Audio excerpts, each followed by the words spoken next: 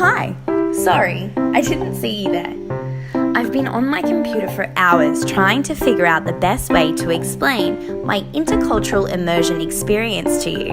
But I figure the best way to tell you is to show you. Follow me.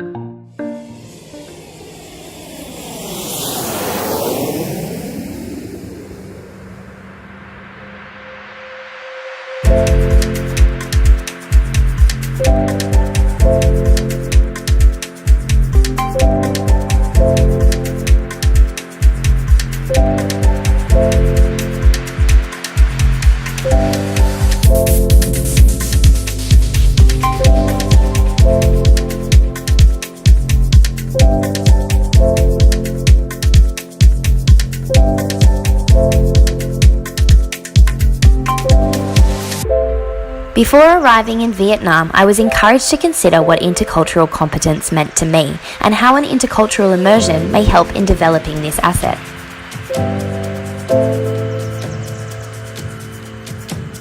Reflecting back to my early understandings, I had defined this as the ability to function effectively across cultures, involving an awareness of one's own cultural background and how that influences the way we understand others.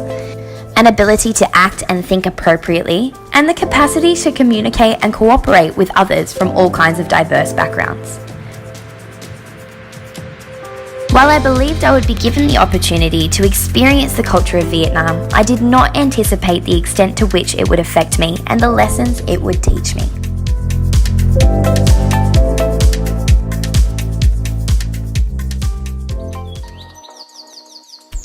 The opportunity for cultural immersion has not so much changed my understanding of intercultural competency, but more so deepened it through the provision of an additional perspective.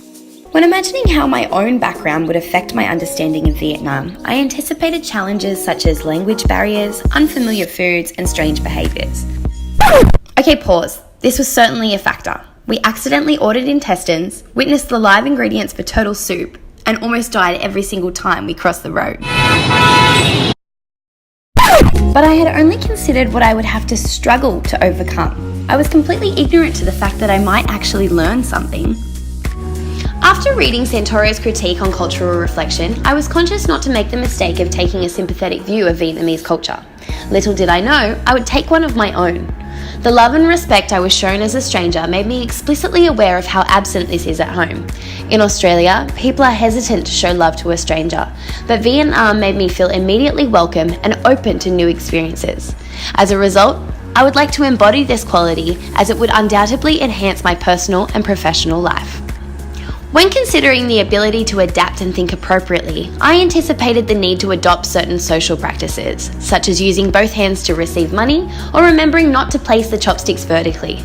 However, I had not fully fleshed out how I was going to adapt my teaching practices beyond slowing my speech and writing instructions. Being forced to find multiple ways to communicate enhanced my awareness of my delivery. I was forced to utilise body language, facial expression, ICT, and rethink word choices.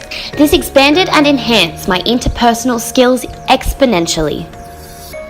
Finally, I knew communication and cooperation with people from diverse backgrounds would prove to be challenging. What I did not consider was the diverse group I would learn the most from was my colleagues. Having spent 12 days with one another, we were able to bounce off each other's strengths, collaborate, and reflect. We were also made aware of our differences. Different upbringings, values, goals, and opinions at times made situations tense. Ultimately, we were able to move past these. We grew together, sharing our stories and learning to accept one another. This teaching experience has taught me so much about myself, my teaching, and about my colleagues. My Vietnamese intercultural journey was one of a lifetime, and one I will never forget.